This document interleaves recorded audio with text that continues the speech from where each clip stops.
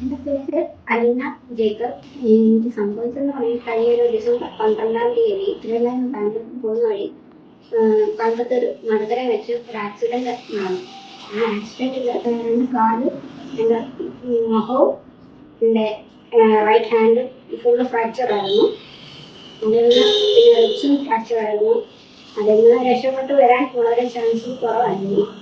Coimbatore Covid medical സെൻ്ററിലായിരുന്നു treatment നടത്തിയത്. നമുക്ക് അവിടെ വെച്ച് അത് ഏകദേശം ഒരു മാസത്തോളം ഉണ്ടായിരുന്നു അവിടുത്തെ ട്രീറ്റ്മെൻറ്റ്.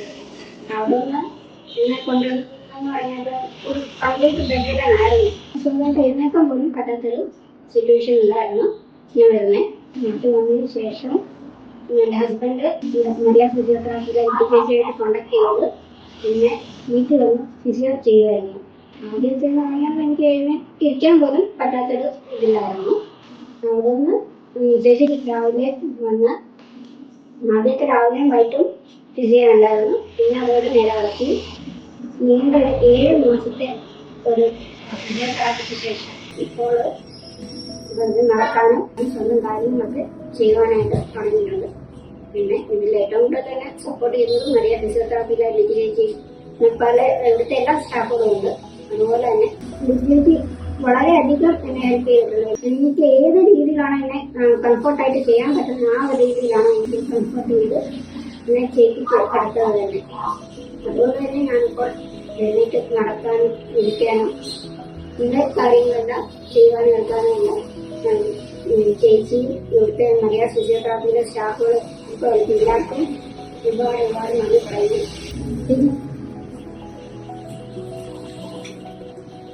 ലിജിയേച്ചി ഇല്ലായിരുന്നെങ്കിൽ എനിക്ക് ഇതുപോലെ എഴുന്നേറ്റ് നടക്കാനുള്ള ഒരു കഴിവ് കിട്ടത്തില്ലായിരുന്നു. ലിജിയേച്ചിയോട് ഒരുപാട് നന്ദിയുണ്ട്. ഒരിക്കലും ഞാൻ മറക്കത്തില്ല. കാരണം തിരിച്ച് ഞാൻ ജീവിതത്തിലോട്ട് വന്നതിന് മെയിനായിട്ടുള്ള ഒരു കാരണമാണ് ലിജിയേച്ചി.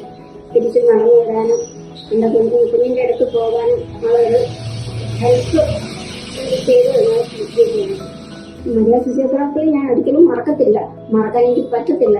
അതുപോലൊരു ഇതായിരുന്നു ഞാൻ ചേച്ചി ഫിസിയോതെറാപ്പി ക്ലിനിക്കുമായിട്ടുണ്ടായിരുന്ന ഒരിത്. ഇന്ന് രാവിലെ പോകുന്ന വഴി വന്ന് എൻ്റെ അടുത്ത് വന്ന് എന്നെ ഫിസിയോതെറാപ്പി ചെയ്തിട്ടായിരുന്നു ചേച്ചി ഇന്ന് ക്ലിനിക്കിലോട്ട് വന്നുകൊണ്ടിരുന്നത് തന്നെ. Thank you.